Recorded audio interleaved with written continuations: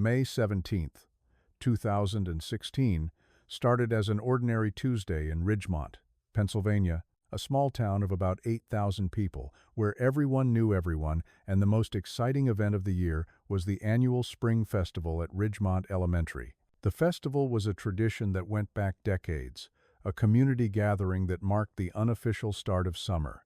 For the Castellano family, it was an event they never missed. Emma was 16, the oldest of 4 siblings and the responsible one, the kind of teenager who helped her mother with grocery shopping and made sure her younger brothers and sister finished their homework. Lucas was 14, quieter than Emma but fiercely protective of his younger siblings. Ava was 11, bright and talkative, always asking questions. Noah was 8, the baby of the family, sweet and shy and still young enough to hold his mother's hand in public without embarrassment. That evening, Maria and David Castellano dropped their children off at the school around 6 o'clock. The parking lot was already crowded, families streaming toward the festival grounds where colorful tents and food trucks lined the perimeter of the school field. Music played over loudspeakers, the smell of fried dough and grilled sausages hung in the air, and children ran between the carnival games and bounce houses. Maria reminded Emma to keep her phone on and to call when they were ready to be picked up. Emma nodded, rolling her eyes in the way teenagers do when their parents state the obvious, and promised they'd stay together. David handed her $20 for food and games, and the 4 siblings walked off together into the crowd, Noah grabbing Emma's hand as they navigated through clusters of people. The festival was exactly what you'd expect from a small-town event: face-painting booths, a dunking tank where teachers volunteered to be targets, a talent show on a makeshift stage where kids sang off-key and parents cheered anyway. The Castellano siblings were seen throughout the evening by dozens of people. A neighbor spotted them at the funnel cake truck around 7:30,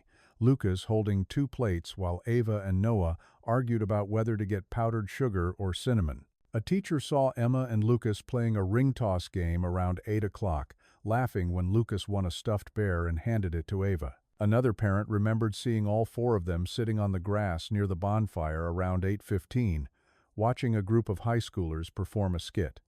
Everything was normal.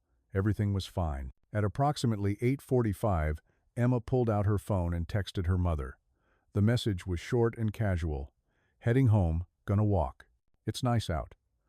Maria, who was at home finishing dishes, read the text and replied immediately, "Okay, stay together. Text me when you get home." Emma sent back a thumbs-up emoji. That was the last communication anyone ever received from her. By 10 o'clock, Maria was starting to worry. The festival had been scheduled to end at 9:30, and even accounting for the kids stopping to talk to friends or dawdling on the walk home, they should have been back by now. She called Emma's phone. It rang 4 times and went to voicemail. She called again. Same result. She told herself not to panic. Maybe Emma's phone had died. Maybe they'd stopped at a friend's house. But the worry was already twisting in her stomach, that primal maternal instinct that something wasn't right. By 10:15, she was calling David, who'd been watching television in the living room. He told her to calm down, said the kids were probably fine, but he could hear the tension in his own voice. By 10:30, he was in the car, driving to the school. The festival was winding down when David arrived. Volunteers were breaking down tents, folding tables, collecting trash. The crowd had thinned to a few dozen stragglers. David walked the grounds, scanning faces, calling his children's names. He asked people if they'd seen them. A few said yes, earlier in the evening, but no one had seen them recently. David drove the route home, the same route the kids would have walked, a straightforward mile through residential streets that were well lit and familiar. He drove slowly, looking left and right, expecting to see them walking on the sidewalk, maybe laughing about something, completely unaware that their parents were worried. But the streets were empty. He saw no one. He circled back to the school, checked the parking lot, walked around the building. Nothing. By 11 o'clock, David and Maria made the call that every parent dreads. They dialed 911 and reported their children missing. The dispatcher asked the standard questions: ages, descriptions, what they were wearing, when they were last seen. Maria's voice shook as she answered. Emma had been wearing jeans and a blue hoodie. Lucas had on a red t-shirt and sneakers. Ava was in a purple jacket. Noah had been wearing his favorite superhero shirt. The dispatcher assured them that officers were being dispatched and that they'd find the children. But Maria could hear the gravity in the woman's voice. 4 children don't just vanish. Ridgemont police arrived at the Castellano home within 20 minutes, and by midnight, a full search operation was underway. Officers retraced the route from the school to the house, using flashlights to scan yards, driveways, and wooded areas. They knocked on doors, waking neighbors, asking if anyone had seen 4 children walking together. No one had. Volunteers from the community began arriving, organizing into groups, spreading out across the town. The school grounds were searched again, this time more thoroughly. Every classroom, every closet, the gymnasium, the playground, nothing. Bloodhounds were brought in and given articles of the children's clothing to track their scent. The dogs followed a trail from the school parking lot along the sidewalk for 3 blocks, then lost the scent near a residential street. It was as if the children had simply evaporated. The last confirmed sighting came from security footage at a house 2 blocks from the school. The homeowner had a camera aimed at his driveway, and the footage showed the 4 Castellano siblings walking past at approximately 8:50 p.m. They were together, walking in a tight group, Emma leading with Noah beside her, Lucas and Ava a few steps behind. They looked normal, unhurried, not distressed. The footage showed them walking out of frame, heading in the direction of home, and then nothing. No other cameras captured them. No one saw them after that moment. 4 children had walked into the night and never arrived at their destination, a distance of less than a mile through a quiet, safe neighborhood they knew by heart. By dawn, the entire town of Ridgemont was awake and searching. Hundreds of volunteers combed through parks, wooded areas, drainage ditches, and abandoned buildings. Helicopters flew overhead, scanning with thermal imaging. Divers searched a nearby creek. Police set up roadblocks and checked every vehicle leaving town. The FBI was contacted, and agents arrived by midday, taking over the investigation. But despite the manpower, the resources, and the desperate urgency, no trace of the children was found. No abandoned belongings, no signs of struggle, no witnesses who saw anything unusual. 4 children had vanished between the school and their home, and no one could explain how or why. The town of Ridgemont, a place where people left their doors unlocked and kids rode bikes until dark, was plunged into a fear unlike anything it had ever known. And Maria and David Castellano were left standing in their driveway as the sun rose, staring at the empty street, waiting for their children to come home. The FBI arrived in Ridgemont within 24 hours of the children's disappearance, a standard response when minors are involved and abduction is suspected. Special Agent Raymond Cole, a veteran investigator with over 2 decades of experience in crimes against children, took over as the lead on the case. He set up a command center in the Ridgemont Police Department and assembled a task force that included local law enforcement, state police, and federal agents. By the second day, hundreds of volunteers had joined the search, combing through every wooded area, drainage system, abandoned building, and stretch of riverbank within a 10-mile radius of the school. The searches were methodical and exhausting, crews working in shifts from dawn until well after dark, calling the children's names, looking for any sign, a piece of clothing, a shoe, anything that might provide a clue. The Castellano home was examined thoroughly by forensic teams. Investigators went through the children's bedrooms, looking for journals, notes, any indication that they'd been planning to run away or that something had been troubling them. They found nothing. Emma's room was neat, her school books stacked on her desk, her calendar marked with upcoming exams, and a friend's birthday party. Lucas's room had posters of basketball players and a half-finished model airplane on his dresser. Ava's walls were covered in drawings she'd made, colorful scenes of animals and rainbows. Noah's room still had stuffed animals on his bed and a nightlight plugged into the wall. Everything was normal. Everything suggested a family that was stable, loving, and unremarkable. There were no signs of distress, no evidence of secrets or planning. The children had simply left for a festival and never come home. Emma's phone became a critical piece of evidence. Cell tower records showed that her phone had been active until 8:52 p.m., just 2 minutes after she'd sent the thumbs-up emoji to her mother. The signal had pinged off a tower that covered a residential area 3 blocks from the school, consistent with the route the children would have taken home. But at 8:52, the signal died. The phone either powered off or was destroyed. Police conducted a grid search of the area where the signal was last detected, going door to door, searching yards and garbage cans, checking storm drains and culverts. 2 days later, an officer found Emma's phone in a storm drain at the corner of Maple Street and 4th Avenue, less than half a mile from the school. The phone was water damaged, the screen shattered, the internal components corroded. Forensic technicians attempted to recover data from it, but the damage was too severe.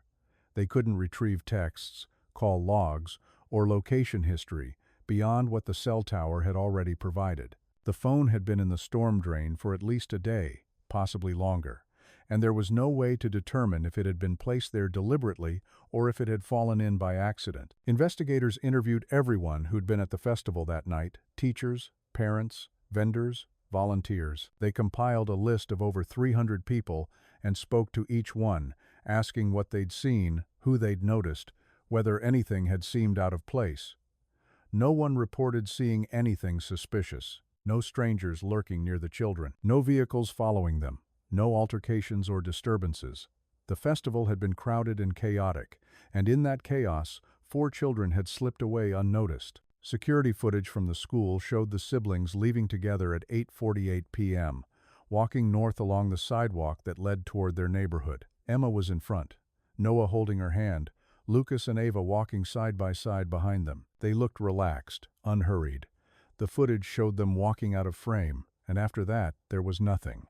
No other cameras along their route had captured them. The route the children would have taken home was a mix of residential streets and a small wooded park called Crescent Park, a narrow strip of trees and walking trails that ran along a creek. Bloodhounds were brought in and given clothing from the children's rooms to establish their scent. The dogs picked up the trail immediately, following it from the school along the sidewalk, through the residential streets, and into Crescent Park. But at the edge of the park, near the creek, the scent disappeared. The handlers tried multiple times, bringing the dogs back to the last known point and letting them search again. But the result was always the same. The trail ended abruptly, as if the children had vanished into thin air. Dive teams were brought in to search the creek, a shallow waterway that wound through the park and eventually emptied into a larger river. The divers found nothing: no bodies, no clothing, no evidence that anyone had been in the water. Theories began to emerge, each one more troubling than the last. The most prevalent theory was abduction by a predator, someone who'd been at the festival or who'd been waiting along the route, who'd lured or forced the children into a vehicle. But there were problems with this theory. 4 children, ranging in age from 8 to 16, would have been difficult to control simultaneously. Emma was old enough and strong enough to fight back. Lucas would have defended his siblings. Someone would have screamed. Someone would have seen something. And yet, there were no witnesses, no reports of a struggle, no evidence of a vehicle stopping or a confrontation. Another theory suggested a hit-and-run accident, that the children had been struck by a vehicle and the driver, panicking, had hidden the bodies. But again, there was no physical evidence, no skid marks, no blood, no damage to vehicles that police checked in the days following the disappearance. A darker theory, one that investigators were reluctant to voice publicly, was that the children had been targeted by someone they knew, someone who'd gained their trust and convinced them to go somewhere willingly. This theory was the most disturbing because it suggested premeditation and betrayal, but investigators found no evidence of grooming, no suspicious communications, no adults in the children's lives who raised red flags. Emma's phone records showed texts and calls to friends, nothing unusual. Lucas and Ava didn't have phones. Noah was too young. The Castellanos themselves were investigated with the thoroughness that's standard in cases involving missing children. Their finances were examined for signs of debt or desperation. Their backgrounds were scrutinized for criminal history or questionable associations. Their marriage was evaluated for signs of abuse or dysfunction. They were interviewed separately, and together, their stories checked and rechecked for inconsistencies. They passed every test. They were cleared. They were simply 2 parents whose children had vanished, and their grief was raw and undeniable. Weeks turned into months.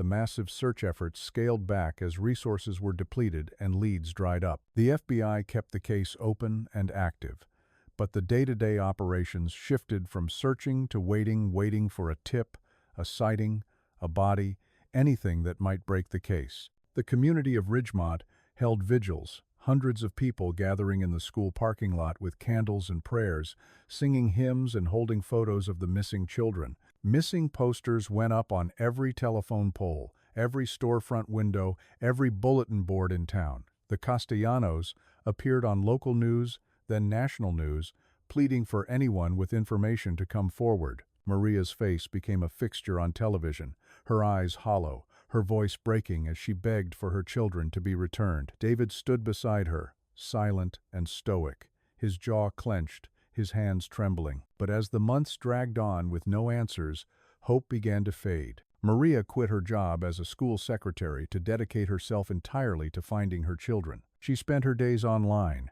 researching missing persons cases, joining support groups, consulting with private investigators and psychics, anyone who might offer a shred of hope or a new angle to pursue. She created a website, a Facebook page, a Twitter account, all dedicated to keeping her children's case in the public eye. She contacted other families of missing children, learning from their experiences, sharing strategies. She became an advocate, a voice for the voiceless, but beneath the activism was a mother unraveling. David coped differently. He became obsessed with the case files, obtaining copies of every report, every interview transcript, every piece of evidence the police had gathered. He spent his evenings in the basement, surrounded by papers and maps, drawing theories on whiteboards, connecting dots that may or may not have existed. He drove the route from the school to the house over and over, sometimes at night, trying to see what the children might have seen, trying to understand what had happened in those missing minutes. The strain destroyed their marriage. 3 years after the disappearance, Maria and David divorced, both of them broken by grief and the unanswered question that hung over every moment of their lives. They couldn't comfort each other because they were both drowning. They couldn't move forward because they couldn't let go. The case went cold, filed away in the FBI's database of unsolved missing persons cases, a statistic among thousands, but for Maria and David Castellano, the search never stopped. And for the town of Ridgemont, the disappearance of 4 children remained an open wound, a mystery that haunted every parent and every child who walked home alone at night. 8 years is a long time to live with unanswered questions. By 2024, the disappearance of the Castellano children had become the defining tragedy of Ridgemont, Pennsylvania, a story that everyone in town knew but no one could explain. The case was officially cold, filed away in the FBI's database alongside thousands of other unsolved missing persons cases, but it had never stopped haunting the people who lived there. The town had changed in those 8 years. New families had moved in, drawn by affordable housing and good schools, unaware of the shadow that hung over the community. Other families had left, unable to shake the fear that had settled into the streets after that May night in 2016. But the missing children were never forgotten.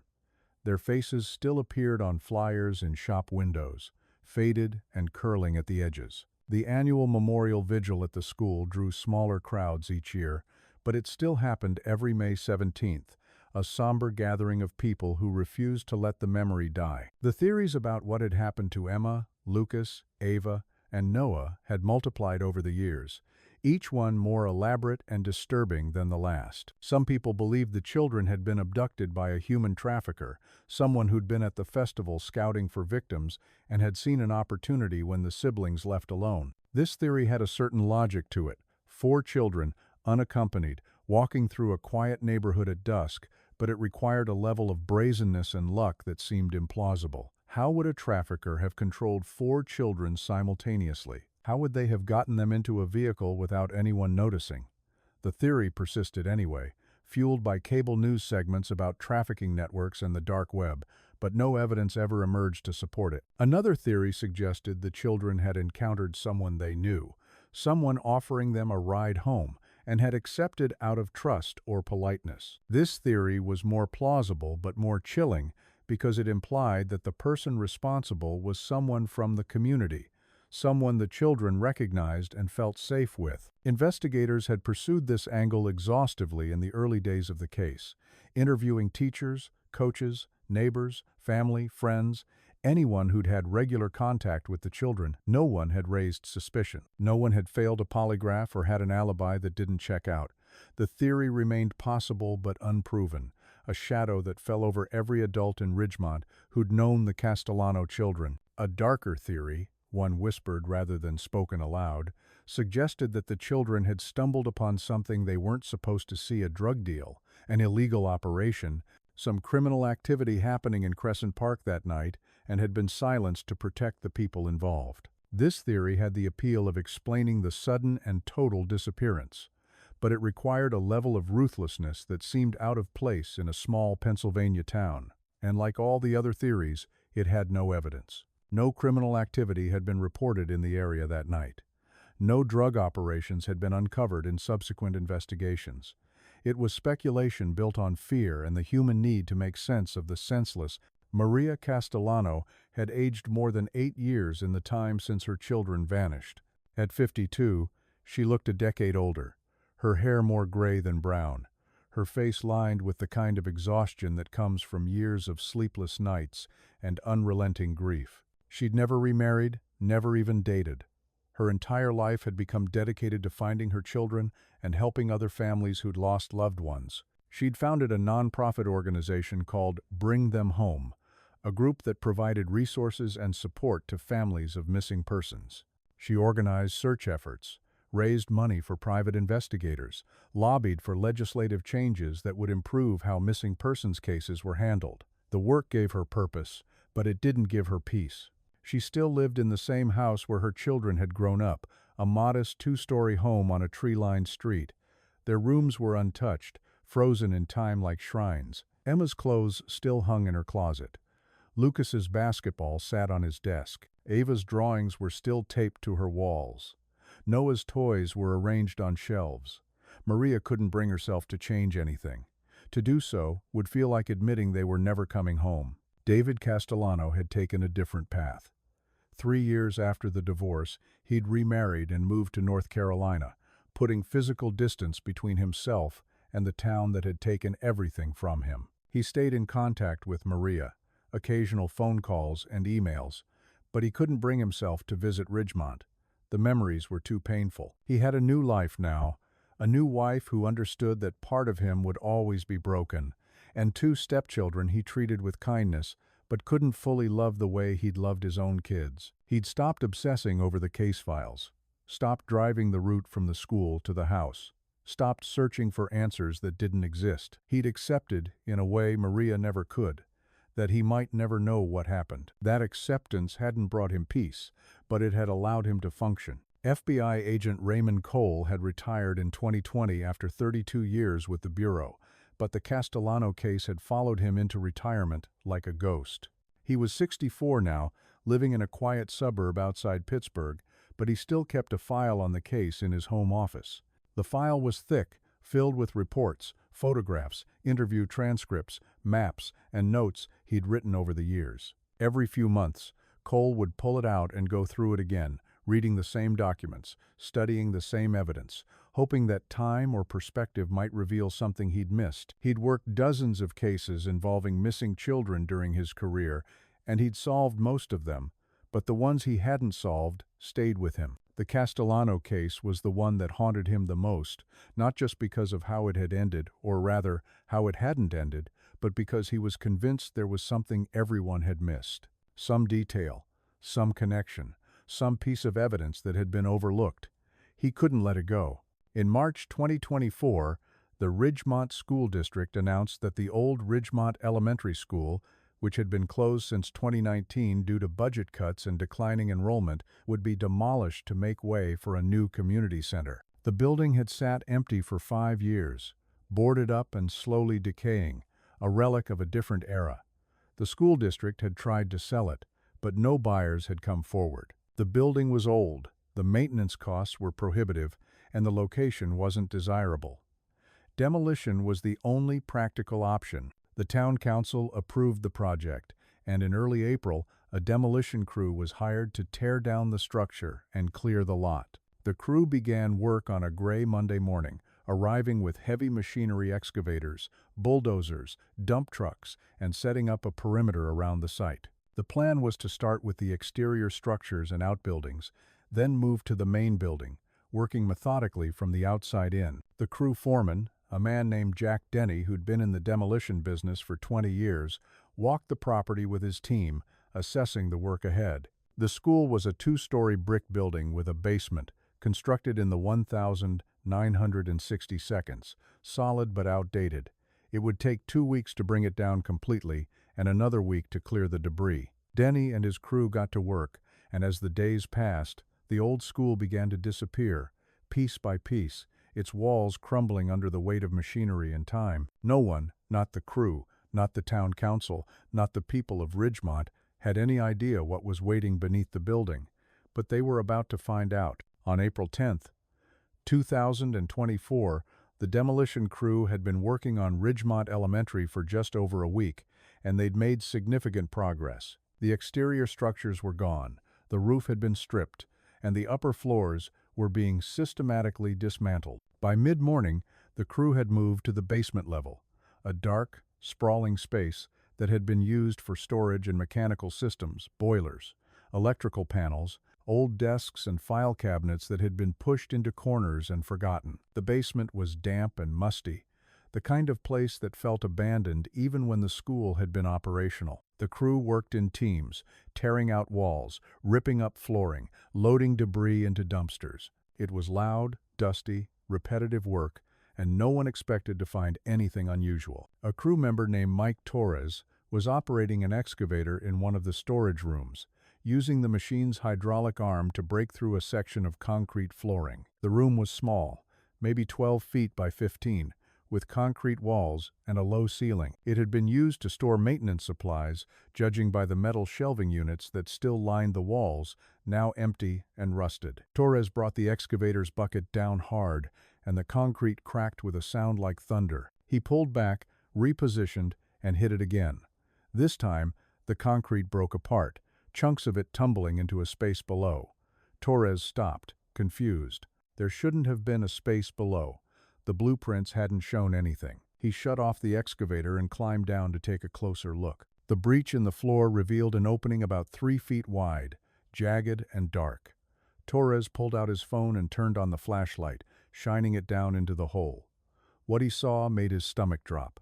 There was a room down there, a small hidden space that had been completely sealed off, and inside the room he could see shapes that didn't belong, fabric, objects, and what looked like bones. Torres backed away from the hole, his heart pounding, and called for the foreman. Jack Denny arrived within seconds, and Torres told him what he'd found.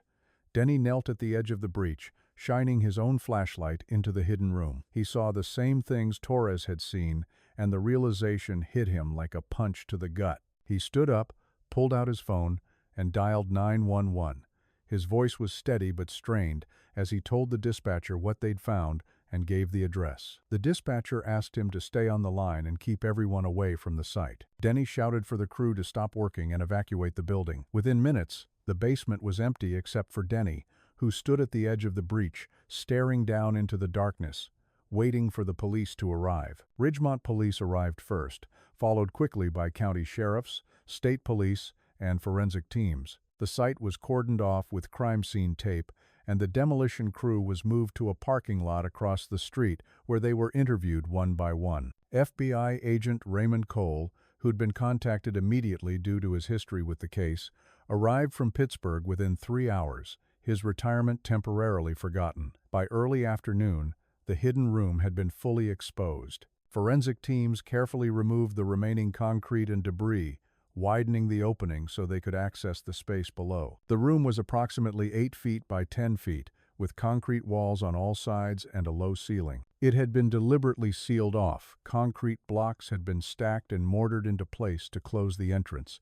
Then the exterior had been covered with drywall and painted to match the rest of the basement. It was professional work, the kind of concealment that would have gone unnoticed for years, perhaps forever, if the building hadn't been slated for demolition. Inside the room, Forensic teams found 4 skeletal remains, small and fragile, arranged side by side on the concrete floor. The bones were partially covered by decomposed fabric clothing and blankets that had disintegrated over time, but were still recognizable. Beside the remains were personal items that stopped everyone cold. A backpack, faded and water-stained, with the name Emma embroidered on the front pocket.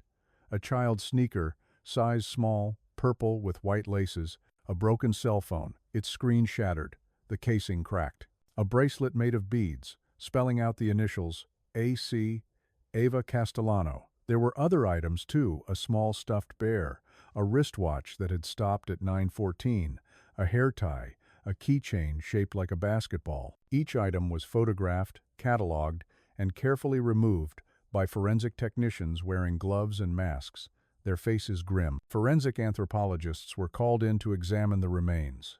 They worked slowly and methodically, documenting every detail, taking measurements, collecting samples. The bones were small, consistent with children, and the positioning suggested the bodies had been placed in the room rather than falling or being thrown. The remains were arranged neatly, side by side, as if someone had laid them down with care. The anthropologists confirmed that the skeletal remains belonged to 4 individuals, 2 adolescents and 2 younger children, matching the ages of the Castellano siblings at the time they disappeared. DNA samples were collected from the remains and sent to a lab for expedited testing.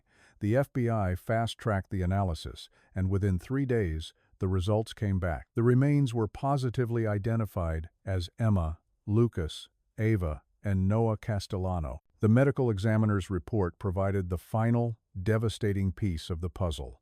The cause of death was asphyxiation. The children had died from lack of oxygen, trapped in the sealed room with no ventilation. There were no signs of trauma, no broken bones or injuries that would suggest violence before they were placed in the room. The medical examiner concluded that the children had been alive when they were sealed inside. They had suffocated slowly, in the dark, calling for help that never came. The discovery sent shockwaves through Ridgemont and beyond. News crews descended on the town within hours, setting up cameras outside the demolition site and broadcasting live updates. The story went national by evening. The faces of Emma, Lucas, Ava, and Noah Castellano appearing on television screens across the country alongside images of the old school and the hidden room where their bodies had been found. Social media exploded with reactions, grief, outrage, disbelief. People who'd never heard of Ridgemont were suddenly talking about the case, sharing theories, demanding justice. Maria Castellano was at home when the FBI agents knocked on her door. She'd been following the demolition project loosely, aware that the old school was being torn down but not thinking much about it. When the agents told her what had been found, her legs gave out. She collapsed in the doorway, and one of the agents caught her before she hit the ground. She was taken to the hospital, sedated, and kept overnight for observation. David Castellano, who was living in North Carolina, received the call from Agent Cole. He listened in silence as Cole explained what they'd found, and when the call ended, David sat in his car in his driveway and cried for the first time in years. He booked a flight to Pennsylvania that night. The FBI reopened the Castellano case as a homicide investigation. The hidden room had been deliberately constructed. The children had been placed inside, and someone had sealed them in, knowing they would die. This was murder, premeditated and calculated, and now the focus shifted entirely to finding the person responsible. Investigators began the process of identifying everyone who'd had access to the school's basement in May 2016. They pulled employment records, maintenance logs, security access records. They interviewed custodians, teachers, contractors, anyone who'd worked in the building. The list was long, but it was a starting point. And for the first time in 8 years, the case had momentum again. The children had been found, and now it was time to find their killer. The forensic investigation of the hidden room was exhaustive and meticulous. Every surface photographed, every particle of dust and debris collected and analyzed. The concrete blocks that had been used to seal the entrance were examined closely, and what investigators found was crucial. The mortar holding the blocks together wasn't decades old, as one might expect in a building constructed in the 1960s. It was relatively recent. Forensic analysis dated the mortar to within the timeline of May 2016, consistent with when the children disappeared. The mortar itself contained traces of a specific brand, a fast-setting masonry cement sold at hardware stores throughout Pennsylvania. It was a common product, but it gave investigators a lead. Purchase records from every hardware store within a 50-mile radius were subpoenaed, and the tedious process of cross-referencing receipts and credit card transactions began. The hidden room had originally been a storage space for old maintenance equipment, spare parts for the boiler, cleaning supplies, tools that were rarely used. It was located in a section of the basement that was off-limits to students, behind locked doors and down narrow corridors that most people who worked at the school never accessed. Only maintenance staff and certain school administrators had keys to that area. Investigators obtained employment records for everyone who'd worked at Ridgemont Elementary in May 2016. Teachers, administrators, cafeteria workers, custodians, part-time staff. The list was long, but one name caught the attention of FBI agent Raymond Cole almost immediately: Carl Novak, the school's head custodian from 2012 to 2017. Novak had been 43 years old in 2016. A quiet, solitary man who'd worked at the school for 5 years. He was known among staff as reliable but distant, the kind of person who did his job without drawing attention to himself. He had no criminal record, no history of violence or suspicious behavior. During the original investigation in 2016, Novak had been interviewed briefly, like everyone else who worked at the school, but he hadn't been considered a suspect. He'd been at the Spring Festival that night, seen by multiple witnesses, and had reported for work the next morning as usual. He'd expressed shock and sadness about the missing children, had even volunteered to help with searches. There had been no reason to look at him more closely, but now, with the discovery of the hidden room, investigators were looking at everyone differently. Cole pulled Novak's file and started digging. What he found was both ordinary and deeply suspicious. Novak had resigned from his position at Ridgemont Elementary in August 2017, citing health reasons, and had moved to Ohio shortly after. His resignation had been unremarkable at the time. People quit jobs for health reasons all the time, but in hindsight, the timing was strange.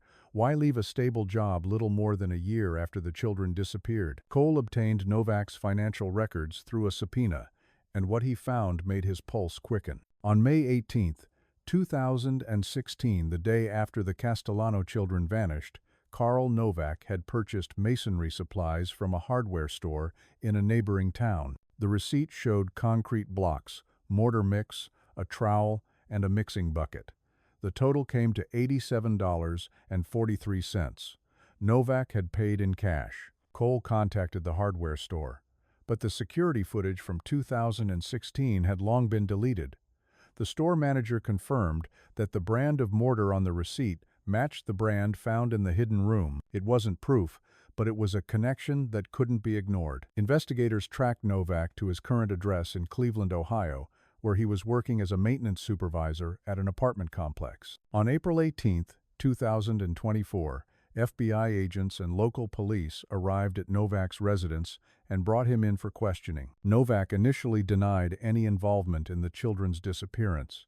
He sat across from Cole and 2 other agents in an interrogation room, his arms crossed, his face expressionless. He said he remembered the night the children went missing, remembered how scared everyone at the school had been, but he insisted he'd had nothing to do with it. When agents asked him about the masonry supplies he'd purchased on May 18, 2016, Novak hesitated.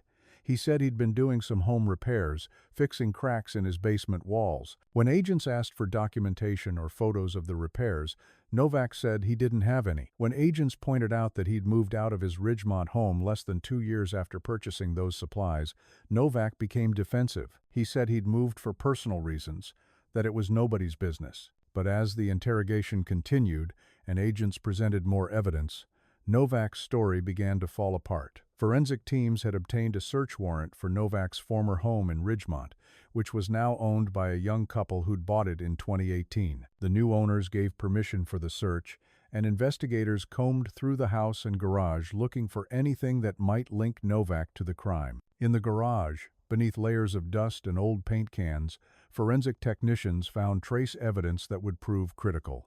Cement dust embedded in the cracks of the concrete floor. Fibers that matched the decomposed blankets found with the children's remains in the hidden room. A small metal bracket that matched brackets used to secure shelving in the school's basement storage areas. When confronted with this evidence, Novak's composure finally broke. He sat in the interrogation room with his head in his hands, silent for several minutes. Then he asked for a lawyer, but before the lawyer arrived, Novak made a statement that would later be used against him in court. He said, his voice barely above a whisper, that he never meant for them to die.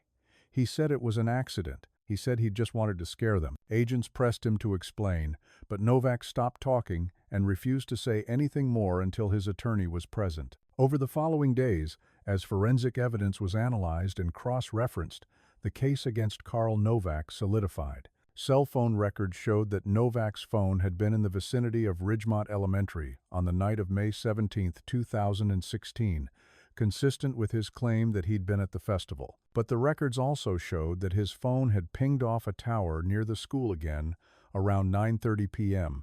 after the festival had ended, and had remained in that area until after midnight. Witnesses who'd been at the festival confirmed that Novak had left around 9 p.m., saying he had to lock up the building, but no one had seen him after that. Forensic analysis of the hidden room revealed additional evidence. Fingerprints were found on the interior side of the concrete blocks, small fingerprints, consistent with children, as if they'd tried to push the blocks out from the inside. The fingerprints were degraded but still identifiable, and they matched the Castellano children. There were also scratch marks on the concrete walls, made by fingernails, desperate attempts to claw through solid stone. The medical examiner estimated that the children had survived in the sealed room for several hours before succumbing to asphyxiation, long enough to realize what was happening, long enough to be terrified. On April 22, 2024, Karl Novak was formally arrested and charged with 4 counts of first-degree kidnapping and 4 counts of first-degree murder. He was extradited to Pennsylvania to face trial. The evidence against him was overwhelming: the purchase of masonry supplies the day after the disappearance, the forensic evidence linking him to the crime scene, the cell phone records placing him at the school after hours, the trace evidence found in his former home. Novak's attorney entered a plea of not guilty, but everyone knew it was a formality. The case was airtight. And now, after 8 years of silence, the people of Ridgemont finally had someone to hold accountable for the deaths of Emma, Lucas, Ava, and Noah Castellano. Karl Novak's confession came slowly, reluctantly, over the course of 3 interrogations spanning 5 days. His attorney advised him not to speak, but Novak seemed to need to unburden himself, as if the weight of what he'd carried for 8 years had finally become too much. FBI agent Raymond Cole sat across from him in the interrogation room, a recorder running, and listened as Novak described what had happened on the night of May 17, 2016. The account was chilling not because it was calculated or evil in the traditional sense, but because it was so senseless, so stupidly, tragically avoidable. Novak admitted that he'd been working late at Ridgemont Elementary that night, cleaning up after the spring festival. He was supposed to lock up the building and make sure everything was secure before he went home. But he'd been drinking. He kept a bottle of whiskey in his maintenance office in the basement, and he'd been drinking steadily throughout the evening, taking swigs between trips to empty trash cans and hose down the parking lot.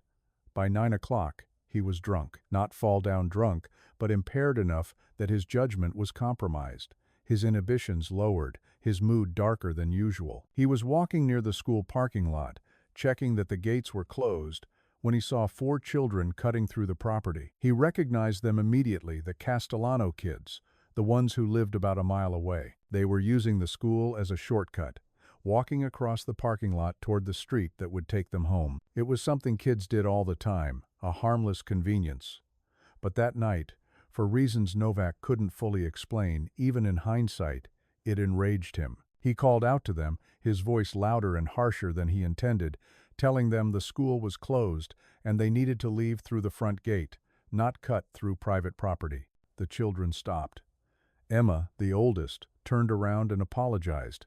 She said they were just heading home and didn't mean any harm. Novak told them to follow him, that he'd show them the proper exit. The children, Recognizing him as the school custodian, someone they'd seen dozens of times in the hallways and on the playground, complied without question.